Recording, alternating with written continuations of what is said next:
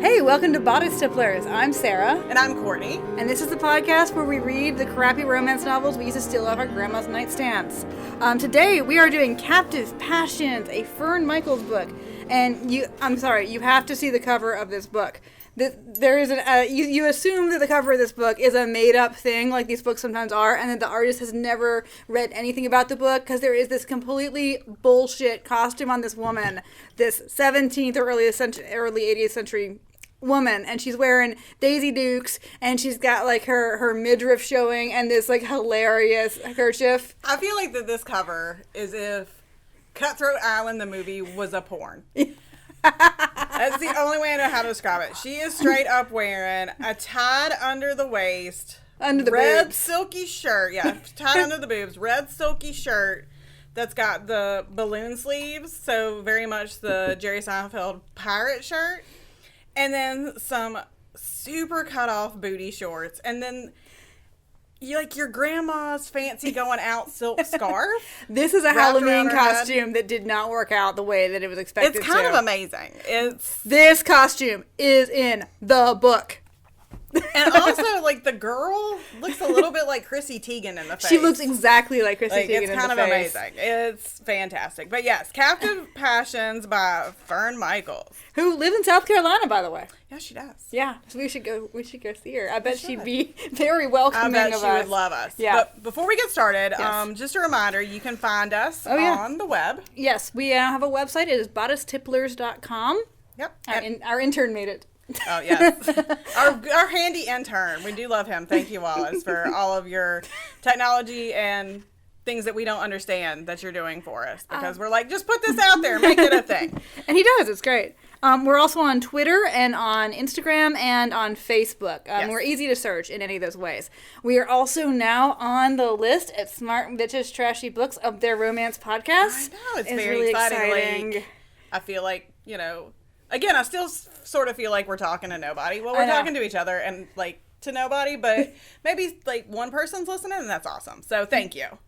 Yeah, we were really, really pleased to see that. But y'all might want to start, you're going to stop listening to us now because, holy shit, the rapeometer on this book goes up to 11. Yes, this book, turn this off now and go watch a Great really British fun, Bake Off? Yeah, Great British Bake Off or Nailed It. Go watch one of those because this book is legit upsetting. And if you were triggered in any way, please do not upset yourself around the holidays. Stop listening to us because this book is super rapey. Like the main character. Now it's not by the guy who's supposed to be the romantic lead or anything. So it's not the fucking Flame in the Flower. But she gets gang raped. Over the course of several weeks, I think. Her sister, I thought she got raped to death. Actually, what happens is she got cut open by her rapist, and then they continue to rape her corpse. Yes. That's how rapey this book is. So hopefully you've already turned it off. Yeah, I hope you didn't listen to that. You should have done that. Yeah, and then there is another rape scene farther into the book where she gets drugged. Yeah. So also by a villain. Just be aware.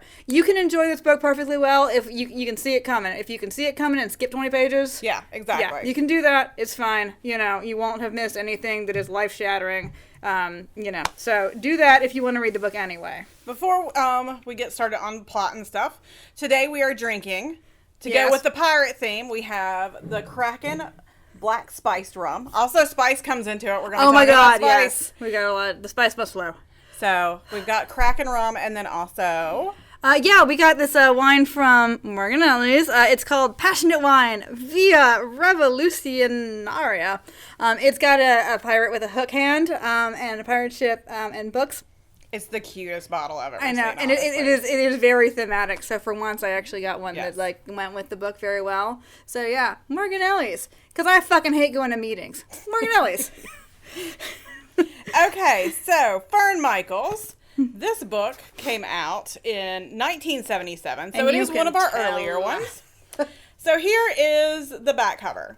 Sirena Cortez, proud, beautiful, and wild. After a ruthless band of pirates makes her their wench, she escapes to command an elusive vessel and becomes the Sea Siren. Her quest to wreak a savage revenge leads her to Regan van Rhys, the impassioned, sun-gilded master of the Dutch East Indies, whose lusty tastes are inhibited when he marries the seemingly demure Sirena. No, they're not. blazing desire, suddenly engulfs the sultry vixen and the masterful sun god as they clash on land as man and wife. And on the seas as violent enemies. I should have read this first because I'm laughing. I'm so sorry. It's so terrible. Okay. So, on land as man and wife, and on the sea as violent enemies. In an explosive epic of vengeance and adventure, two lusty lovers collide in fiery passion, unaware they are made for each other. That is what happens in the book. I will say that there is a modern cover, which you can get if you, get the Kindle. And just like the tagline on the front of it just says, "Found at Sea." Oh, It's bad. This book. This book. Okay, so the problem with this book is that so much happens in it. It's the opposite of that goddamn Great Eagle bullshit. All these books are 500 pages for no reason whatsoever. I mean, really, we are sitting here. I'm like, oh, this will be nice. It's like weekend reading. No, it is like reading a homework assignment in your late English class.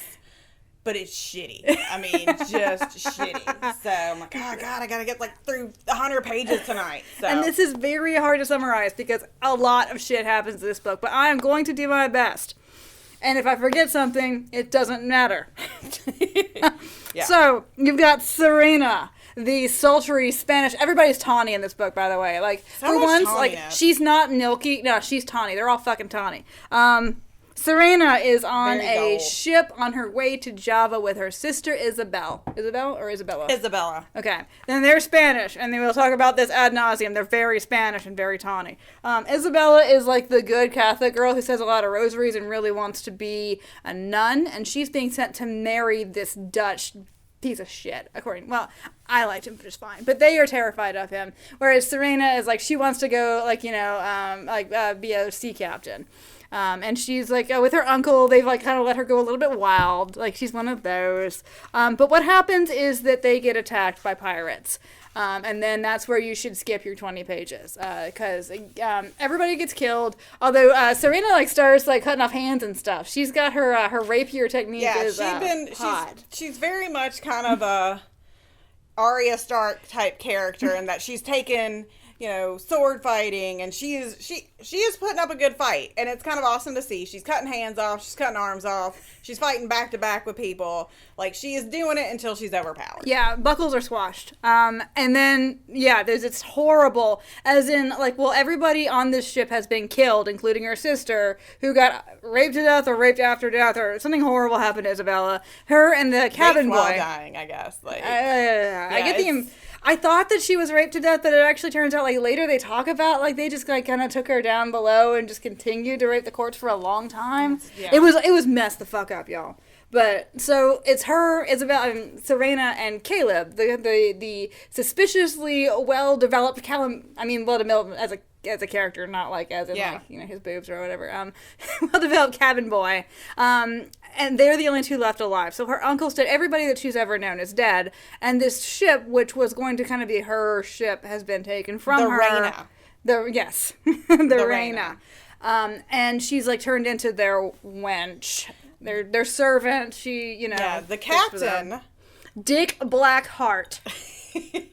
Way to go, Fern. Take a drink. Take a drink every time I have to say Dick Blackheart is the captain who has taken Sirena as his own personal sex slave. Mm-hmm. And there's this, the most upsetting rape scene, and there is the most upsetting for her, is that he comes in at the very end of this whole, ordeal for her, and tries to, after he's already, raped her a million times, it tries to seduce her. Yeah. It tries to get her to, respond to him, and that's what she has just, that's, the worst possible thing for her. And she's just, thoroughly traumatized, but she comes up with a plan with Caleb, and they drug all these people. And evidently she just is not quite ready. Her entire character development in this book is turning from somebody who can't slit the throats of all these pirates who killed everybody that she knows to a woman who can cut your fucking dick off. Well, it's also Caleb. Caleb doesn't want to murder all these people that he just saw. Caleb is 12. Caleb doesn't. I know. He don't know I'm shit. Just saying.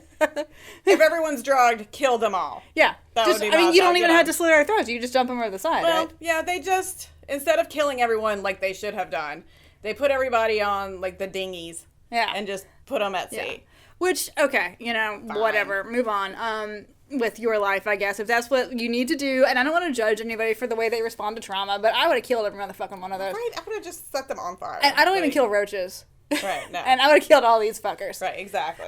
So obviously they're gonna come back, clearly. But so she comes up with a plan with Caleb, and she comes up with a plan because some of the men that came and took over the boat were Dutch. Yes. And she believes that it was... And their boat seemed to be Dutch built. Yes. It was... She believed then, because we love, in these books, to jump to conclusions, that Regan, the man that was supposed to marry her sister, was behind all this. Right. Which... no, spoiler, he was not. But, so they come up with this plan, and their plan is that, since, of course, he's never met Isabella... And he doesn't even know the name of the girl he's supposed to be marrying, which does seem like a weird thing. That she's going to just pretend that she never had a sister, that she's this intended bride, and that they're going to hire a crew, and that crew is going to be sworn to secrecy, and they're going to pretend to have found them out while fishing as their boat was sinking. This is a really complicated plan. But the reason this plan is going to work is that they found as a wedding present this mysterious map from essentially medieval Muslim traders, which were a thing, to be true, of Java that has this secret cove, which is so bullshit, and I will get to this nautical shit in a bit, but I have...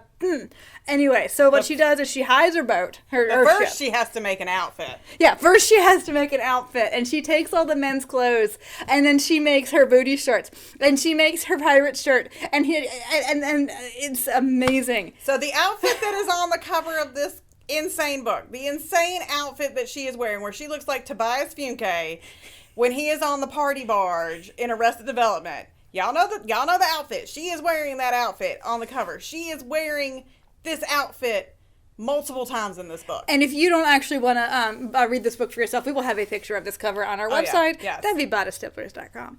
You're going to want to fucking see it. It's amazing. Yeah. So she invents that, and she invents this persona of herself as the sea siren. And she is going to take revenge, and she's going to sink all of Regan van der Rhys' shipping. So her plan is she's going to marry this guy, kind of pretend to be her sister, this very pious Spanish, shipping magnate heiress. But under cover of night, she's going to go out, and she's going to hoist the black flag and sink all of his nutmeg boats. So, good plan, right? It's this hilarious thing where she's the only person who knows, and she's sailing this frigate by herself with two people, her and the other guy. I will get to that shit. But it's not even far away from Batavia, which is modern-day Jakarta. She even says, I'm pretty sure, some of this prose is a little confusing, that you can see Reagan's house from there. I know, it's a secret cove where, it's right down the street. Yeah, I mean, people are always, just walking over there. I mean, it's in the backyard. She is going from Reagan's house to the secret cove all the time. Yeah. All the time. They It's even like a say 5-minute walk. Yeah. It's like a beach walk. It's I think they actually say it's 2 hours. Yeah. It's so in other words, it's 4 miles. You leave the condo and just walk down to the beach. It's what she's doing. Yeah, it's like fourth row property. Yeah. It's not like beachfront, but it was like fourth row. Exactly. So who the shit... No, okay. This is the stupidest part of this book. And there's a lot of stupid parts of this book. But, okay, so she does, and her plan works, okay? So she does convince this guy who is a whore. This guy we meet on the first page is fucking Gretchen. Gretchen is the, there's always, I don't want to say the town whenever you have a bicycle. beautiful girl, there's always another, slightly less beautiful girl that's always jealous of her. So Gretchen is that token like person. the opposite type. They're never two blondes. This one's the milky blonde, and Serena's the tawny Spaniard. And Regan is described basically as she describes him as a less attractive version of the guy that's in Die Hard and in The Money Pit. He's got that, billowy hair, that downy lamb's wool hair. Because remember, this guy is dressed like a Three Musketeer on the cover of the book. She was writing this, and she had a container of the little Dutch boy, and was like, I'm gonna make it look like this son of a bitch. Because everybody is either very Dutch or very Spanish in this. Yes. Because, of course, all Dutch people are blonde, blue-eyed people. Although, actually, they kind of are. But, and all Spaniards are olive-skinned and tawny and flashing eyes. Everybody has flashing eyes in this. It's great. Yeah, there's a lot of flashing eyes. But everybody has a mane. All the men have manes of hair. Regan, the sun god, as they are calling him, is just putting it in anybody that stands still long enough. Yeah. Anybody. And Gretchen is one of his favorites. Also, before we forget, because again, there's a lot of stuff in this, Gretchen also roofies him in a, like, she puts some kind of like Spanish fly on his dick. When's the last time you heard about Spanish fly, dude? Like, she's got some kind of flour that she grinds up and then puts on his junk. A lot happens in this book. I mean, it's insane. So, okay, Gretchen is the jealous girl with her tits always out, always coming for Sirena. And you can tell she's extra horrible because she beats the servants too. Yeah, she beats the servants. So she's awful. She's mean to people. Person. She's mean to the token chubby girl that's always in these books too. Yeah. So, Regan has a sad past. He had actually been married to a Javanese woman named Tita. Yes. And they had a son together, and a horrible pirate came like when they were all on the boat together and murdered his wife and took his son away and stole the boat.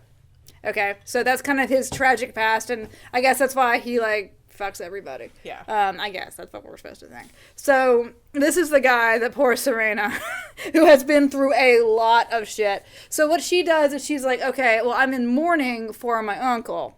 Doesn't mention her sister because there's no sister in this and in her story. And I am not gonna fuck you. Like, we can get married or whatever, because she needs to hurry up and get married because she doesn't want anybody to find out about this whole, Right. But. And he is okay with that, actually. He's like, okay, fine, I'll wait a year to consummate this marriage.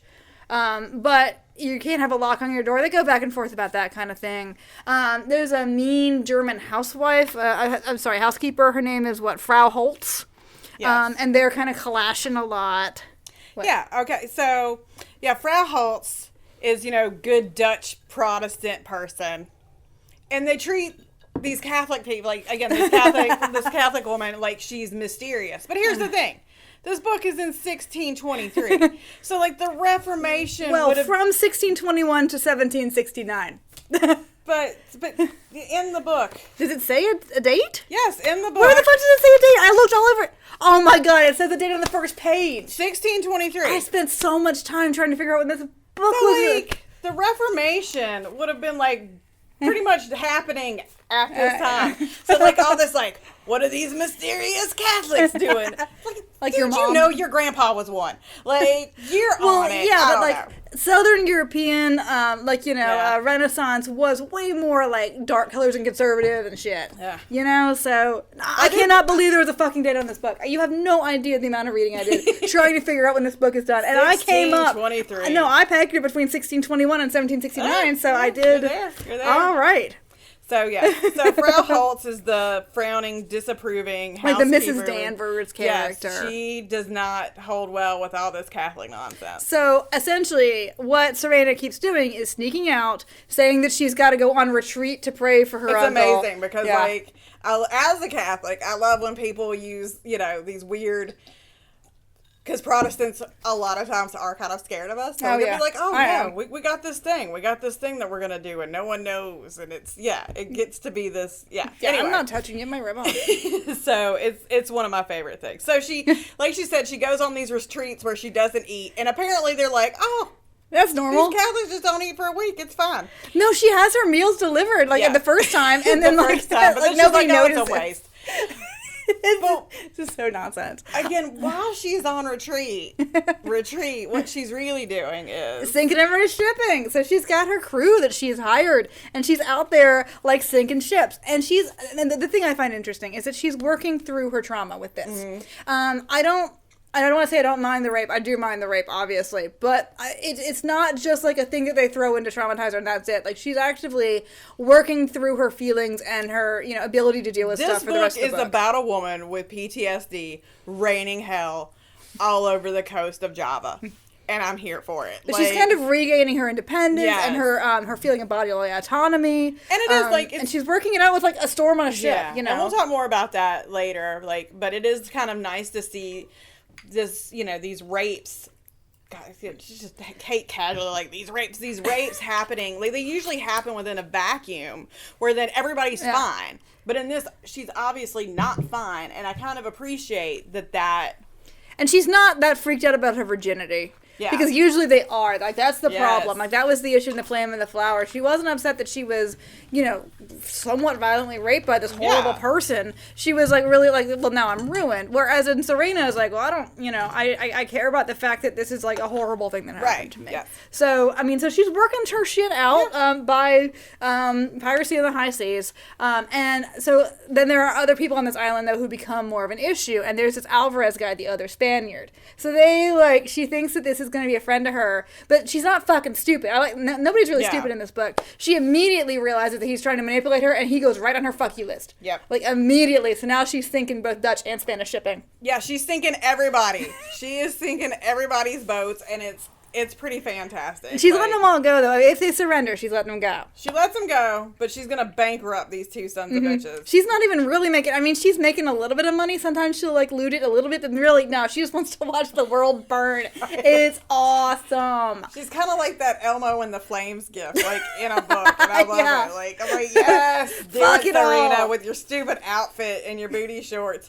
The best part... I got to go back to this outfit, because the best part of this outfit is its booty shorts, but then it's, like, tall boots. Oh, yeah. And I'm just thinking about, like, I hope she's wearing, like, stockings every day, because I'm like, she's like, maybe they're, like, you know, very, very soft, like, you know, calf soft. These boots. Yeah. It's the best It's outfit. hilarious. And, well, and the awesome thing is that, okay, it does actually make a certain amount of crackpot sense, because nobody recognizes her. It is 1623, evidently. Would you fucking recognize the Spanish lady in the very Spanish round gown, like, you know, and all? If she popped up wearing fucking booty shorts and your grandma's, like, headscarf? No, you would not. I feel like that's the other thing about this book. For it being in 1623, people are wearing and fucking whoever. And it's like, 1623 in this is apparently a party century. Well, Gretchen shows up in that J-Lo dress. Yeah, Like, they have a ball, and Gretchen shows up in a legit J-Lo dress, like with it slit to here, and her tits hanging out. Serena gets mad at her and rips the top off. oh, yeah, there's catfights in this, too. There's a lot of catfights.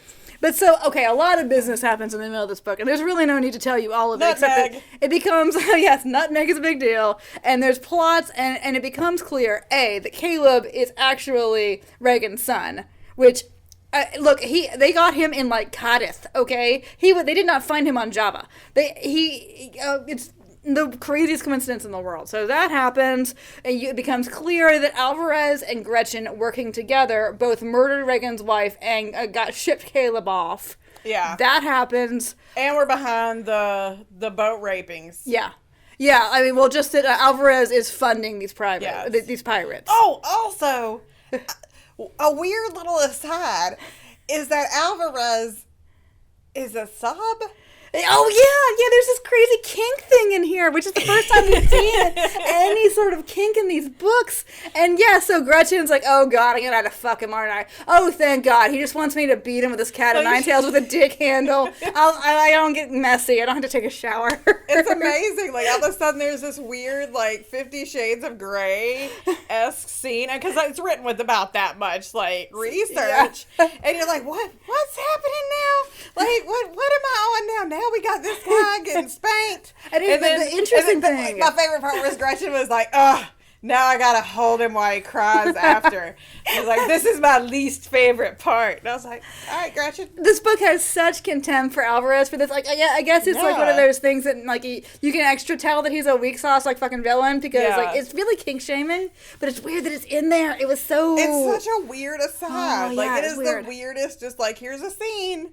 And he's got this special whip, too, and he cares a lot more about the whip than Gretchen, and so it's like a silk knotted whip, but he does have a dildo handle. Yes. We don't see anybody using the dildo handle, but I have thoughts. I'm pretty sure I know what happens. It's so bizarre. This book, again, a lot of stuff happens in this book, and so it's easy to forget. It's kind of all over the place with us being like, oh, and then this happened, and then this was a thing. So essentially, all of this comes to a head. Sirena, Sirena as the sea siren fucks it out with Regan, okay? And then she comes home, and then this is like ravishing that we talked about, like, yes. and they've been falling in love with each other the whole time, but finally they bang it out as Sirena and Regan. But it's like, he has to like tie down an arm. Still doesn't know that it's her. Yeah, but then they're starting to know it's her. At the end, he's like, I knew. Yeah, right. Yeah. like a guy does. Yeah, like a guy does. I knew all along. So. And then there's also this plot by Alvarez, and he is trying to take nutmegs off of Java. Now, the funny thing is, I'll talk about this later, but nutmegs don't actually grow in Java. But let's assume that they did. They are limed to make them sterile, to make them like not live nutmegs, and so and so that nobody can grow nutmegs somewhere else. Well, he has a whole plan, and he's got like a secret place in Africa that he's been taking these nutmegs. So she gets pregnant. And she knows that it's Regan. There's not like a oh, that's right, Alvarez. That's when Alvarez rapes her. Yeah, she has her moment both as the sea siren and as Sirena with Regan, and then she goes over to Alvarez's house and he roofies her. Yeah. It's really upsetting, honestly, because we everything that she's been through, and that's what bothers her really more than like the whole raping thing in the beginning. And of course, she knows that Regan's gonna think she did it. Regan is always accusing her of like of cuddling up to Alvarez because they're countrymen. It's kind of there's always got to be some kind of weird misunderstanding in these things. Yeah. But she's pregnant, and I guess the timing works out to where it is Regan's. There's never a question that it's Regan's. Except for Alvarez. Alvarez thinks it is his. Alvarez thinks it's his. So, like, things go crazy, and she flees. Oh, God. Well, she tries to flee. And then the volcano starts. There's a volcano. And things get kind of like super crazy, super fast. So Gretchen burns to death. Helga, the nice German lady, gets smashed by a rock trying to protect children because I guess for the penalty of being fat. Yeah. Like it's literally like fat bitches do not fare well. No, they do not do well in these. And Sirena, she hangs up her. We would be totally oh my god, yes. Chubsters, no. Not welcome. Not welcome. So no, we'd be like evil stepmothers. We're getting old, you know that, right? Because all these people are always 17. We're starting to age out, yeah. We're starting to be like the old, haggard, like bitter women. Yeah. So. Oh, we're starting to be. So Helga dies of fatness. And Gretchen dies of what's her name? Whoreness, yeah. Whoreness. And Frau Holtz ends up on Serena's ship for stupid reasons. So let's just move forward and say that Frau Holtz knew the whole time because she's not fucking stupid, and she was always behind it because girl power. Yeah, which is great. That's the other thing, and again, we'll get into this later. But this book is weirdly feminist, and it's wonderful, and we'll talk more about that later. But there's some just truly just wonderful grandma feminism in this. It's a hoot. But okay. So fucking volcano happens. Half of Batavia gets and she tries to go and sail the boat by herself because she's in despair. It's complicated. She's given up on Regan. She's given Caleb to Regan. She's just sort of at the end of her rope, and that's really again she's worked all of this anger out, and then what's left is kind of this sadness. Yeah, she just feels like a shell of a person, and so she kind of means to go die, but instead she gets kidnapped by Alvarez. Yes. And taken to does it even say where in Africa? Somewhere in Africa. And that's where she has the baby, and Alvarez thinks that it's his baby, even though she said it's not. And it's not. And then all this really tense shit happens because she knows that he's gonna kill this baby if he can. Yeah. And he's weirdly obsessed, and then Regan comes to save her, and he went to Spain first. Right. Again, a lot happens. Well, he comes to save her only after Caleb, who is probably the smartest person by far the most mature. Who is just hey, that's my mom's. I know you're my dad, but I love her more. We're gonna go get her. She's awesome, and she did all this for you, you dumb fuck. Yes. And so they go to Spain, and then they end up in Africa. I mean, it takes long enough that she's, had the baby. So. And then, so then there's this, not final conflict. Oh my god, this is not even the final conflict. And then Sirena cuts Alvarez's dick off, which is she cuts off his dick, so yay. And then he dies. He dies. But then not everything is okay. They burn that nutmeg field. Yeah. And then they come back, but this is a strange ending for this book. He has to go back and become governor of, and then get named governor of the Dutch West Indies. And she doesn't want to go because he won't tell her that he loves her, which is all she wants to fucking hear. Jesus fucking but Christ. He's just the man is an emotional toddler. He knows everything that has happened to her. Everything that has happened to this woman, and he's still just a massive dickhole about the whole thing. He is. But he's very guarded. He has, like, he's been hurt. He has reasons to... I can't stand it. I liked him better than Courtney did. But so anyway, after all of that, she takes the fucking boat out of fucking Ghent. She leaves the baby, which is very traumatic for everybody involved. And he has to, like, run her down and confess his love. And I was afraid that he wasn't gonna, because we were getting down to page, like, the last fucking page. And I knew that there's 2 more of these books. We get we get tricked into these, like, episodic books where it's just like... I was sure it was going to be like Savage Ecstasy. I was like, no! Yeah. I'm not reading all of these things. But, no. And they did, and they are happily ever after, and I guess sometimes they just go, like, bounding the Spanish Main just for the fuck of it all. So, yeah, that's a lot of book. But I will say, this is more like the books that I was thinking that we'd be reading, where both of these people have flashing eyes.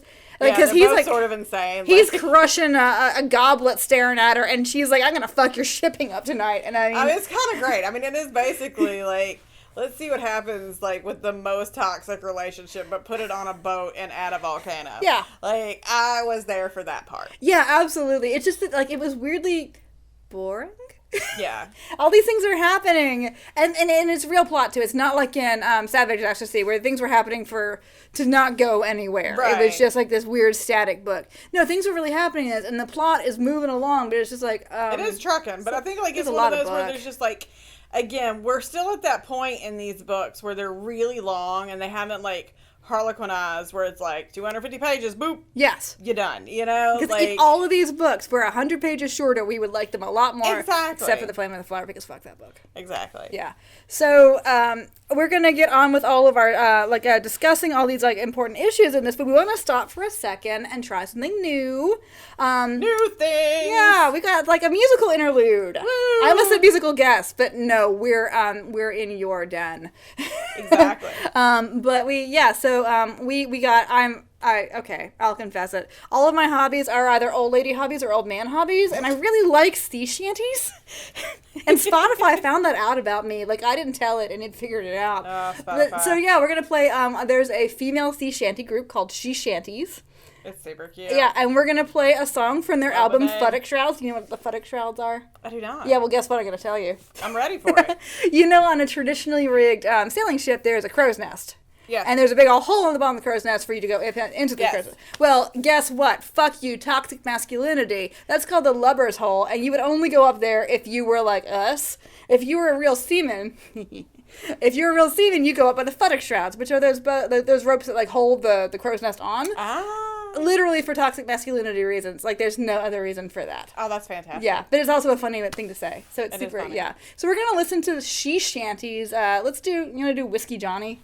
I love it. Awesome, because we are drinking, rum. So, close enough. Rum Johnny. Yeah. All right, we'll be back. Whiskey is the life of man. I drink whiskey when I can. Whiskey, oh Johnny, oh, rise her up from down below. Whiskey, whiskey, whiskey, oh, up aloft this yacht must go. Rise her up from down below. I like whiskey hot and strong. I drink whiskey all day long. Whiskey, oh Johnny, oh, rise her up from down below. Whiskey, whiskey, whiskey, oh, up aloft this yacht must go. Rise her up from down below. Drink it hot and I'll drink it cold. Drink it new and I'll drink it old. Whiskey, oh Johnny, oh, rise her up from down below. Whiskey, whiskey, whiskey, oh, up aloft this yacht must go. Rise her up from down below. Champagne is good and so is rum. Beer is good enough for some, but whiskey, oh Johnny, oh, rise her up from down below. Whiskey, whiskey, whiskey, oh, up aloft this yacht must go. Rise her up from down below. Whiskey made me mommy cry. Whiskey, she was always shy.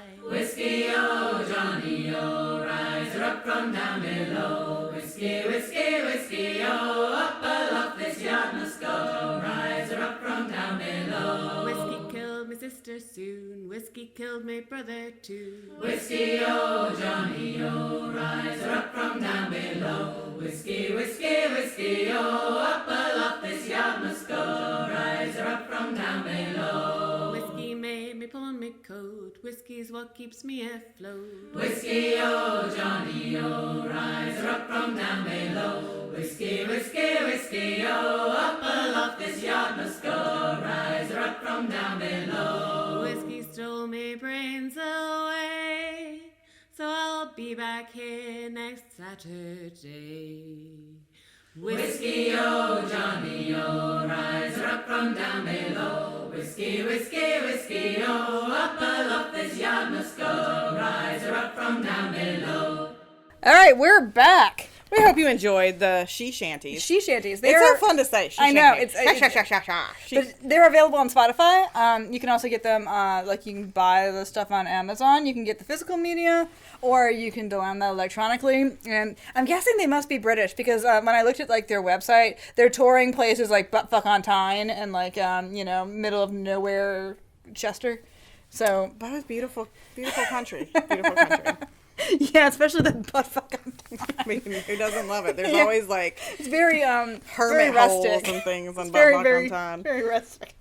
Okay, so let's our questions. So our bastard to bay ratio. I liked Regan a lot better than Courtney did. I hated this son of a bitch so much. He might be my least favorite that we have More read. than Brandon? I can't deal with the big collars and the stupid hair. Well, he can't help that. They went to a wedding. Like in the book, they go to like we didn't bother telling you about it because again, it's one of the it's going to come up in the race things. One of the bazillion sideline plots in this book is that they go to like an island wedding, and Regan fucks the bride. No, she doesn't. He doesn't. He fucks the bride. No, it says later that he wasn't able to get it in on her. Well, he tried to fuck the bride. Well, she tried to fuck him. You know, I mean, it's still. Oh yeah, he is a terrible whore. Yeah. And I'm okay with slut-shaming men, right? We can do that, right? Yes, I mean... We can slut-shame men. Yeah. Fictional men in books where, women are being raped to death with hooked hand men. Yeah, yes. True. So... Oh, that was another thing. Oh, he has a favorite whore. Like his own personal whore. We also forgot that, in case you guys were wondering about justice for Isabel, justice for Isabel, she does get justice. Not really. Serena finds the guy, cuts off his arms, and then, like, I think one of his legs, and then leaves him to rot that in a was jail. like, yeah, well, I forget if that happened to the Hook or Dick Blackheart. It got really confusing, and a lot happened. Yeah. Yeah, like, oh no, she killed Dick Blackheart. Yeah. But it was one of those things where it's okay to kill somebody because you're doing a duel and then they do something dishonorable. Like, it was that bullshit. Yeah, the Hook she caught. And she, like, made this big announcement that, like, somebody better give her the Hook or she's gonna fucking find him herself. Yes. And it was very complicated because Alvarez was looking for the Hook because, the Hook worked for Alvarez. And there's only one... entire in the all of Indonesia, evidently one sailor with a hook for a hand. Yeah, she's always checking hands. Anyway, bastard to bay ratio. I'm putting like Regan at like a 3. I hated Regan so much. What I found redeeming about him is that before even he knew that Caleb was his long lost son, he was a good dad to him. Well, the thing is, like, yeah, he's good to the male son, but he's a piece of shit to her. He treats her like garbage from the get go. She saves his life as Sirena. She saves his fucking life. Everybody's wanting to cut off his arm because he gets an infection after a duel that he has with the sea siren. It's a whole thing. And she's like, nah, y'all ain't cut his arm off. So in other words, she did actually endanger his arm. Well, she did endanger his arm, but I mean, he had it coming. But she saves his life, and he's just like, whatever.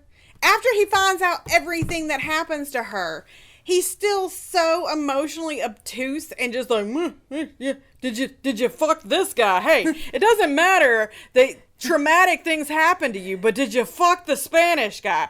Fuck you, Regan. I hate you. I'm not defending any of that. I'm just saying that A, Brandon was way worse, and that B, I don't know. I thought he was at least a little bit sexy. Oh God.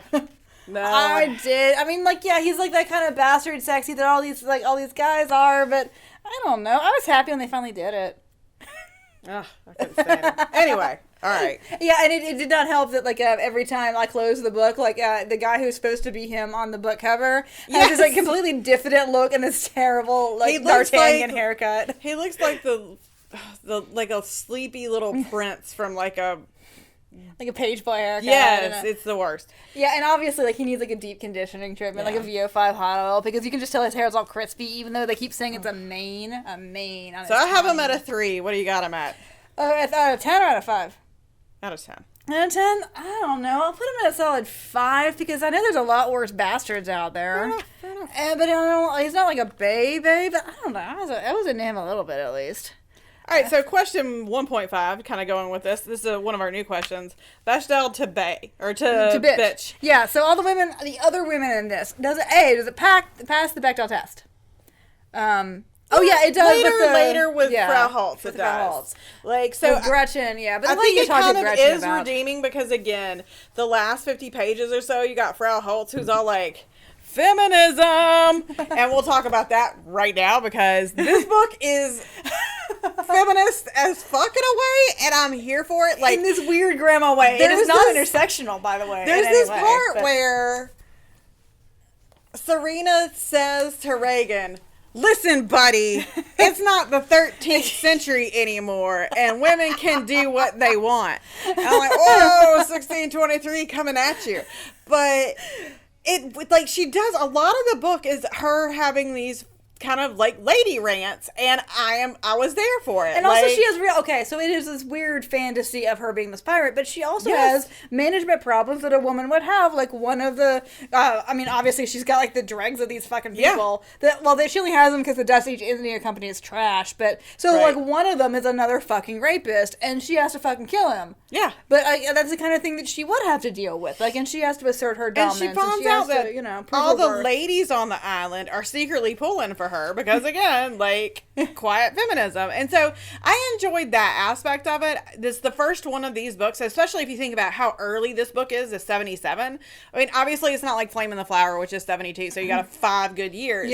But like they're talking about things, and in this book they're talking about things that were, you know, kind of current with what was going on in 77 in this insane lady pirate story. So it's a fantasy for women who want independence. So I liked it a lot. I sort of loved it. I did. I liked it a lot. And also, like, so in addition, we wanted to talk about this because these books so frequently have no female relationships among the women in this. There's always, like we said, like always a different hair color bitch that you gotta fucking put under the ground. Yeah, there's like no ladies like doing it for them. Like there's no friends building it up. Like.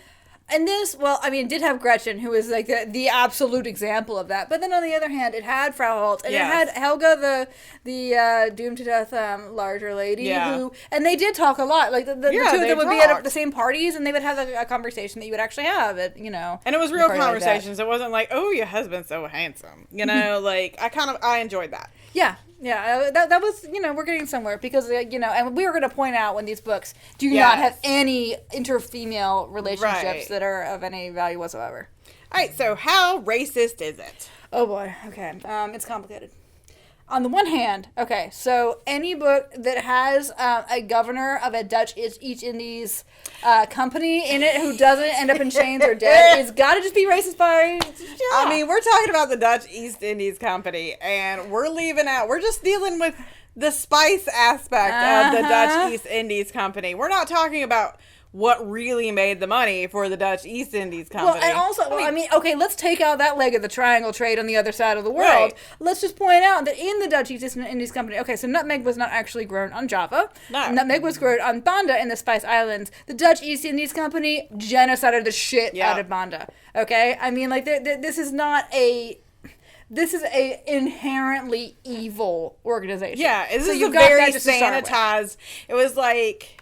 Again, 77, but this is a very sanitized view of this horrific company. But on the other hand, I'm not going to try to lay anything to scale against that, but within the story, within the context of the story, he had married in the past a Javanese woman. He did. And she was not like a half Javanese. I mean, she was actually... an indigenous Javanese person. Now, and she had a name.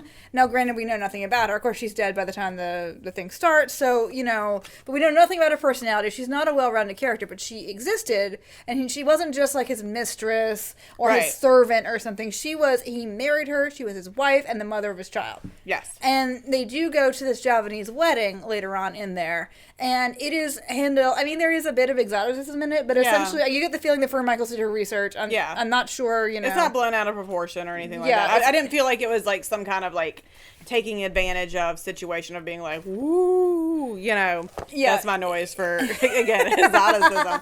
But, but then... They go to Africa, though. Yeah. And I will say, like, the Africa thing, they go to Africa, and when she has the baby, they bring in a witch doctor.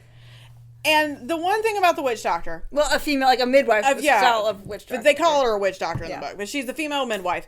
Is that Frau Holtz is the one that's like, nope, can't deal with this. But they're talking about, like, the midwife is, like, making her do things that are, like, yeah, you have to get up and walk, and, you know. Yeah, and so...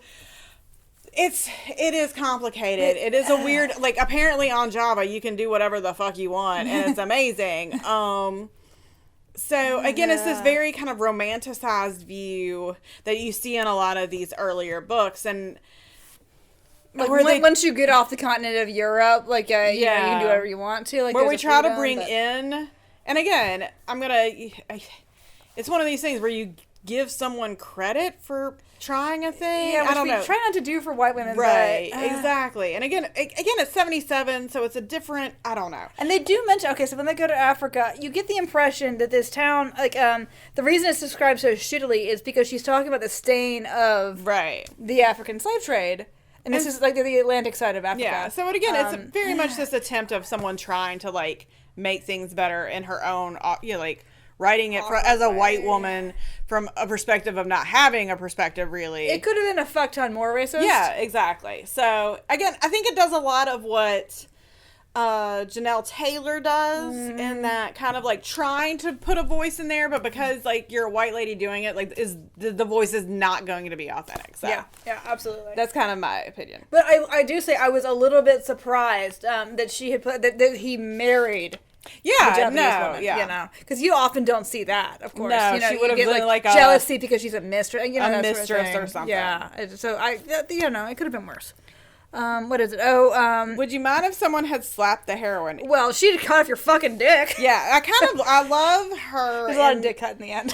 Insofar, and we asked this question, like, this question to me is about, like, the things that annoy me, and the things that annoy me in these books are, like, wishy-washiness. Yeah, the passivity of some of these women. And so, like Alicia, and like, Sirena is amazing. Heather. I love Sirena. I wanted better things for Sirena. I wanted Sirena to go off and have adventures, and be like, forget everybody on Java because you all suck. Caleb, you can come hang out with me if you want. I loved her. I would have been... People did slap her, and again, she cut off their hands. Yeah. So yeah, I mean, no, I wouldn't mind if they slapped her because they're about to get theirs. Yeah, exactly. I was here for Sirena and her rage, and I think all of us have felt that kind of rage. And of course, you know, when you think about it, in the 70s, that is the time when you get all those rape revenge movies. Yes. And those like, are all I Spit on Your male. Grave. Those are all super male. Like, all the people making those are men. Well, this is Fern Michaels as a woman, obviously. And I guess maybe this is a bit of her take on that. Yeah. Oh, by the way, we're drinking the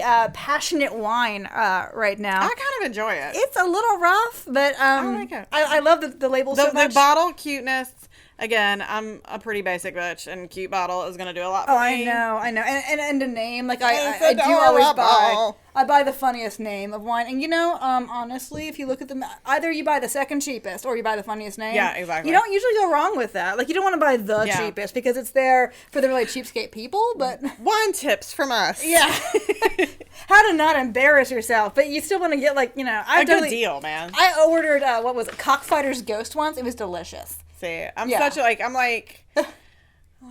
drink this in too much of a quantity to, like, be like buying the good one. Yeah, so but I want to buy, like, the cheapest, because then you know that you're getting, like, the pea bucket. Exactly. The bar mat squeezing wine. You don't want to get that. But you also, you don't want to buy the one that they recommend that you like $60 fucking dollars. Yeah, no. The fuck do I look like a $60 wine? No, I do not. Okay, so, would your 12-year-old self have dog-eared any pages? Oh, shit, yes. Oh, my God, I would have been They're so hot for fucking this on book. the first page, Gretchen and Regan. I mean, you know. I would have been... This book was a lot more informative than the other ones, too. Yes. Like, we're not, like, I mean... It's still kind of soft folds, I mean, soft folds, and, like, but he's got manhood. Oh, yeah, he's definitely got manhood. And again, manhood. we're putting Spanish fly on the manhood, and I'd have been like, what is happening? And then there's that weird kink stuff, and I would have been like, I need to look this shit up. This book would have been, like... Courtney trying to decipher the Rosetta Stone because a lot of shit is happening that I would not have understood, but I'm like, I gotta know what this means. Speaking of Rome, sodomy, and the lash, I did look up after I read The Stand at about the same age as I was reading all these things. In the dictionary, if you look up the word sodomy and you don't know what sodomy means, it will not help you. So I would have been here for this book. Oh yeah, absolutely. So if you want a book that's like, finally got some fucking sex in it, and it's not like super gross like fucking Brandon in Flaming the Flower. And it's not weird, super vanilla-y, like sweet. Like they're not coming to revelations about their souls. I feel like a lot of the sex in these 70s books is Air Supply. Yeah. Now here's the thing. I love the shit out of Air Supply. But like Air Supply is just like, it's like, I feel like everything should be soft focus, and you should be wearing a pastel sweater that's sort of fuzzy, and then I'm thinking 90, like things like dim a little bit, and then like it goes to black. These people are fucking. These people are breaking furniture. They are straight up like 9-inch nails. Fuck it. So.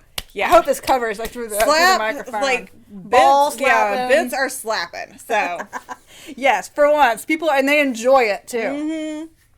Yes. Okay, so what? Oh boy, what is the CW level of authenticity for this book? I'm gonna just like take a nap while Sarah rails about the boats. So the fucking boats. Okay. I'll check y'all on the other side. Well, hilariously, she did do some of her research because the nutmeg stuff is legit. They actually did lime these nutmegs because nutmegs were incredibly expensive at the time. They were supposed to they were thought to cure the plague or prevent the plague, and so you could sell a barrel of nutmegs for fuck you money. All right, so what they would do is lime, like they would pour lime all over the nutmegs before they would export them because they didn't want anybody to horn in on the fucking nutmeg business. Of course, this is after they had genocided all the people who lived on Banda, not Java. There are no nutmegs on Java. Anyway, so all that is real, and she did do like her research on that, and on some other stuff. But then the fucking boats. Half of this fucking book. Oh my god, this book takes place mostly on. Courtney's dying on boats, and she doesn't. Has she seen a boat? Does she know what a boat looks like? I'm gonna read out my notes that I kept to myself. Like I had my phone on my nightstand as I was reading this shit, and I would just write angry notes about this book. And these are the totality of the notes that I wrote. What even is this? Wait, did they say it's a frigate? They did. Like I get that she can't kill everyone on a merchanter, but if she was really a marlin spike seaman, he would know by her hands. They just talked about ballast, and here this moron wants to run empty. Like, what kind of draft does this ship have? In a storm, just because you don't want anybody going overboard doesn't mean you can send them down below. You have to fucking stay pointed at the goddamn waves. Like, I'm glad that helming a ship through a storm helps you deal with your trauma, but this is not a video game. Every time you turn across the wind, a bunch of people have to hop to move sails and come about. You can't let the waves hit you broadside. Why is a dude's muscle always corded? The dumb map doesn't say how to get through the river, like a secret route or anything. It just says that at some point, hundreds of years ago, it was doable. If a ship is dead ahead and perpendicular to it, you can't fire a fucking broadside at it. It's in the name. You, however, are dead. Now she's going to sail a frigate alone? Tidal waves are not a danger to ships in deep water. What the fuck with this ramming thing? Okay, I have thoughts about these goddamn ships.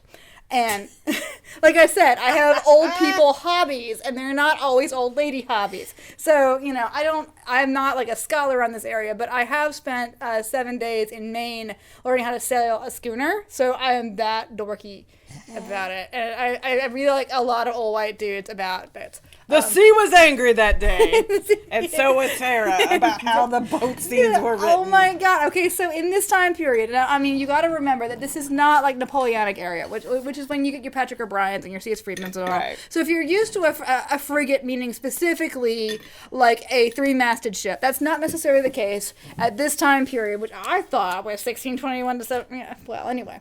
So I'm right anyway.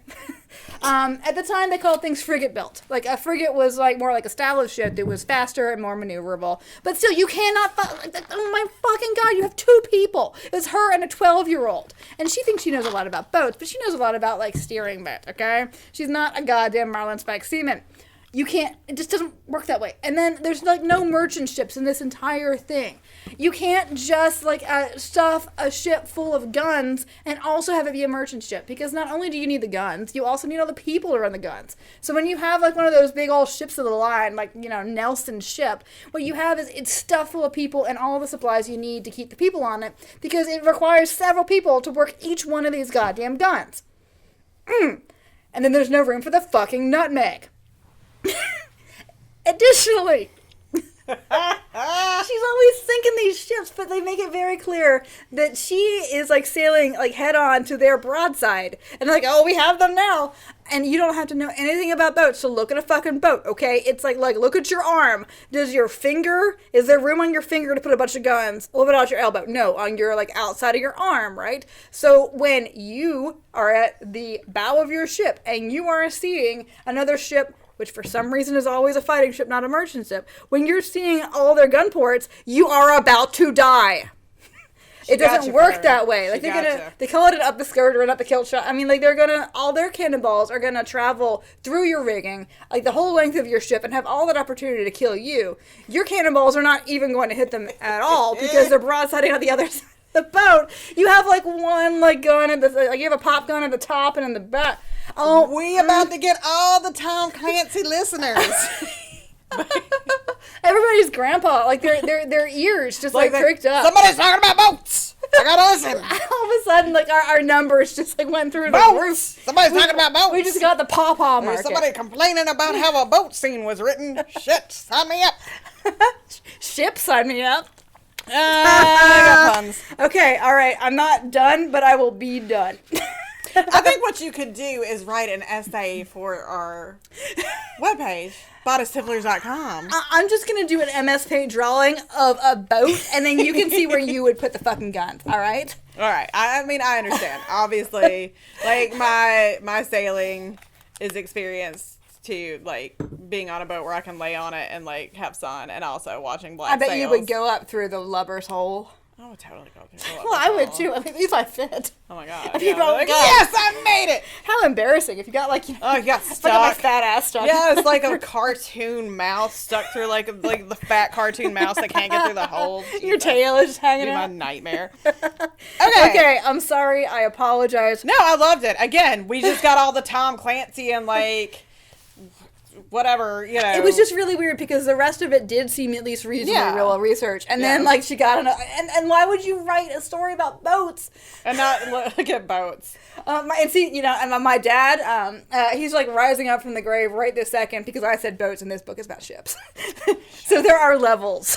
we just lost half the Tom Clancy listenership to that. Fuck this shit. No, we were up to, like, 100 people, and now we're back down to 37. Hi, Zach.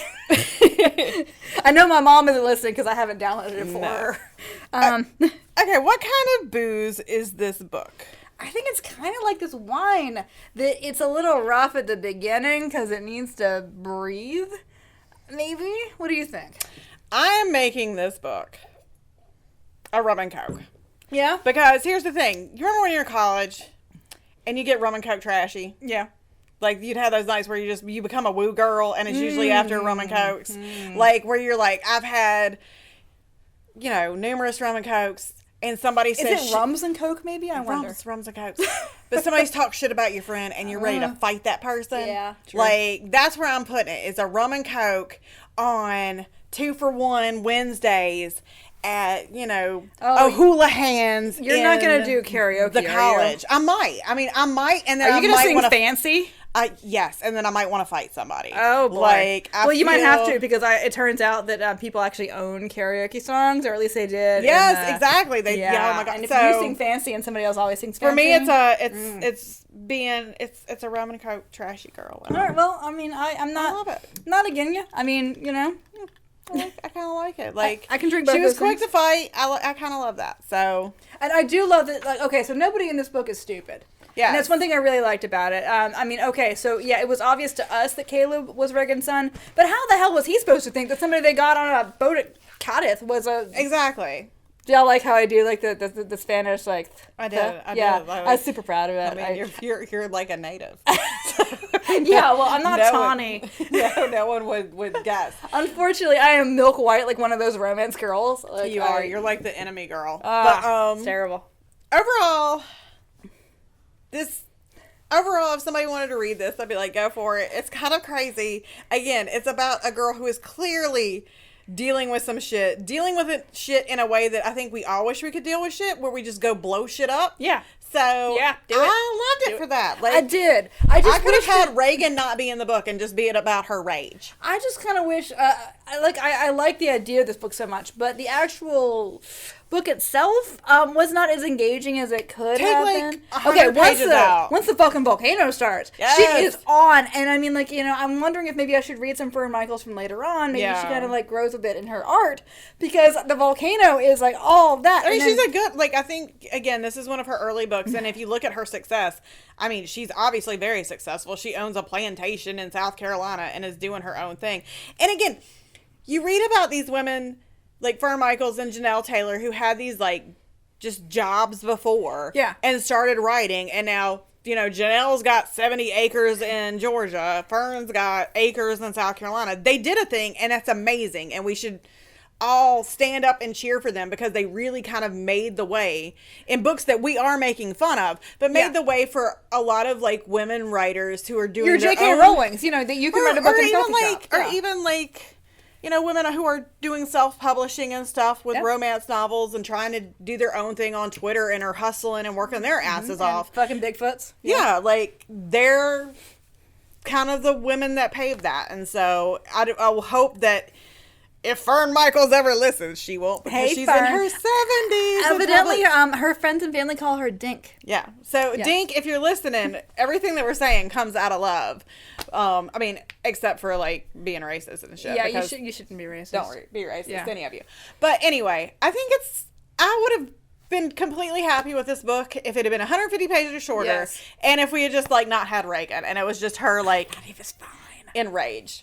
So, although I've never really liked a blonde man, you know. I see. If it's gonna be a blonde man, he doesn't need to have it long, unless you're Chris Hemsworth as Thor. Oh, yeah, so yeah. Like, describe it as that, but when you start describing it as like curly, then I start thinking either like Sleepy Prince, or I start thinking like Vince Neil, like gross hair. The only long-haired blonde man that made it work was Sebastian Bach, and that's because that motherfucker like took time with his hair. His hair is VO5 ready at all times. So, you know what? Like, I guess Axel's more of a redhead, sort of. He was blonde sometimes. Yeah. That shit was crispy and thin, by the way. But I feel like this was the guy from Carrie, or the guy from the guy from Carrie, or the Greatest American Hero that like it had grown out a little bit and it was all curly.